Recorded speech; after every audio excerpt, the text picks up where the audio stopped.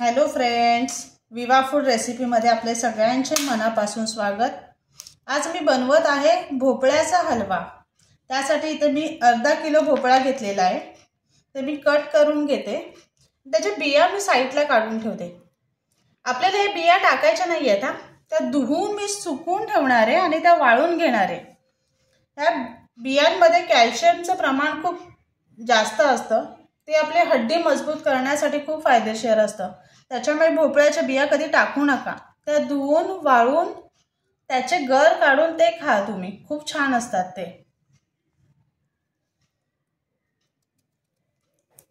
भोपळ्याची मी साल काढून घेणार आहे।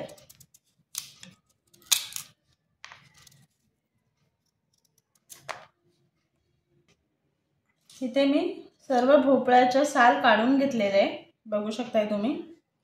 आता इथे मी हे घेतले, पातेले घेतले, किसणी घेतले आणि ते सर्व किसून घेणार आहे। किसणीने बारीक करून सर्व एकत्र मी किसून घेते। बघू शकताय मस्त बारीक होते। भोपळा आहे ना, लहान मुलांसाठी खूप फायदेशीर आहे। मुलं सहसा असं भोपळा खात नाहीये, त्याची भाजी खात नाहीये किंवा वेगळ्या पद्धतीने सुद्धा खात नाहीये। तर मुलांना असा भोपळ्याचा हलवा करून द्या, त्यांना खूप जास्त आवडतं आणि ते आवडीने खातात सुद्धा। तर मुलांना कसं कॅल्शियमची गरज खूप असते, तर या भोपळ्यामधून त्यांना कॅल्शियम खूप मोठ्या प्रमाणात आणि चांगलं मिळून जातं आणि त्यांच्या आवडीचा पदार्थ सुद्धा होतं ते।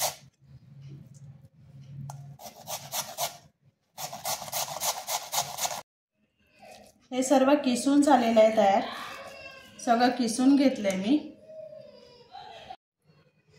इथे एक पातेला मी गरम करत ठेवलाय, त्यामध्ये मी तूप घालून घेते। ते छान गरम करून घेते।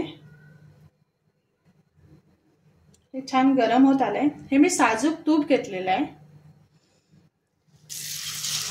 हे मी भोपळा जो किसलेला आहे ते टाकून मी त्यात छान भाजून घेणार आहे।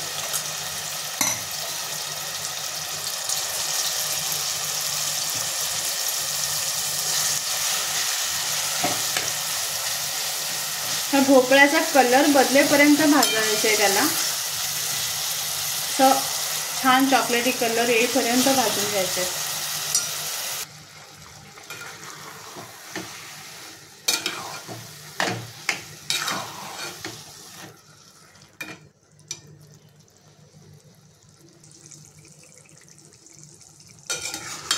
हे छान परतून झालेलं आहे, त्याचा कलर पण चेंज झालाय, बघा मस्त आलेलं आहे। यामध्ये ना मी अर्धा लिटर दूध घेतलेलं आहे, ते गरम करून घेतले, ते मी टाकून घेते।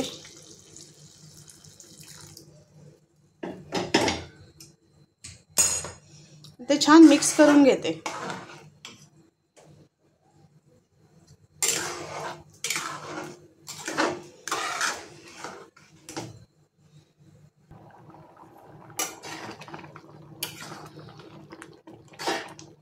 छान उकळ आले, मी त्यामध्ये साखर टाकून घेते।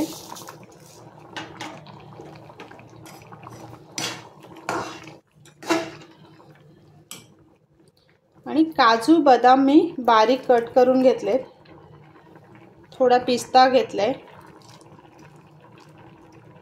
ते सर्व मिक्स करून घेते। आणि बारीक वाटलेली वेलची आहे, ते पण मी टाकून घेते। आणि हे सर्व एकत्र करून मिक्स करून हे जे दूध आहे त्यामध्ये ते पूर्ण घट्ट होईपर्यंत, आटून होईपर्यंत मी ते गरम करून उकळून घेणार आहे। हे बघा पूर्ण दूध आटून झालेलं आहे, छान घट्ट व्हायला आलंय। तर हे 2 मिनिटांनी अजून असंच ठेवणार आहे गॅसवरती, की ते रेडी झालं आपलं भोपळ्याचा हलवा। 2 मिनिटं मी ठेवते आणि दाखवते तुम्हाला।